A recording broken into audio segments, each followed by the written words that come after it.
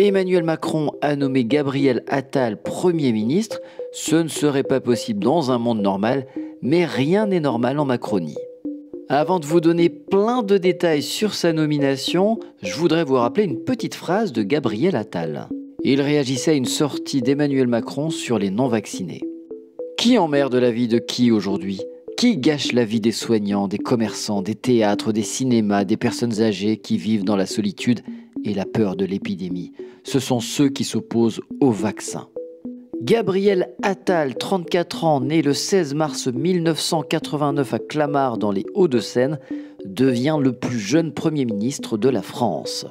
Je vous vois venir, mais bien sûr que c'est mérité. Pourquoi le critiquer ? Il a fait ses preuves, Il n'a jamais bossé. Gabriel Attal, l'ancien ministre de l'Éducation, qui n'a donc pas fini son année scolaire, a fait toute sa scolarité à l'école alsacienne. Sont passés notamment sur les bancs de cette école privée Agnès Buzyn, Léa Salamé, Elisabeth Badinter, Joyce Jonathan ou les enfants de l'ancien ministre de l'Éducation, Pap Ndiaye, Isabelle Adjani ou encore Louis Bertignac. Les frais de scolarité pour accéder à cette école sont relativement modestes, comptez un petit peu moins de 4 000 € pour un seul enfant. Pour quelques repas de plus à la cantine et des activités périscolaires, vous serez plutôt aux alentours de 6 000 €. Gabriel Attal a été diplômé de Sciences Po Paris en 2012. Il a ensuite travaillé au cabinet de la ministre de la Santé Marisol Touraine sous le quinquennat de François Hollande avec l'étiquette PS.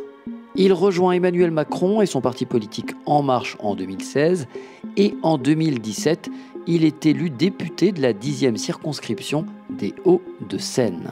Vous avez vu ce beau regard amoureux, c'est beau. Il est ensuite nommé secrétaire d'État auprès du ministère de l'Éducation nationale et de la jeunesse en 2018, puis porte-parole du gouvernement en 2020.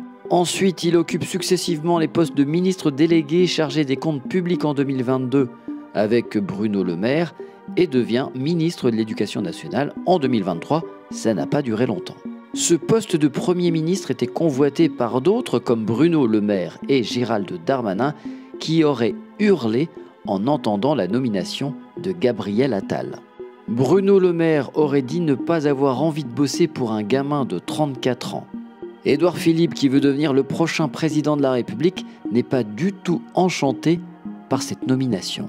Selon un cadre de la majorité, Alexis Kohler, secrétaire général de l'Élysée et proche d'Emmanuel Macron, jugerait le choix de Gabriel Attal comme mauvais.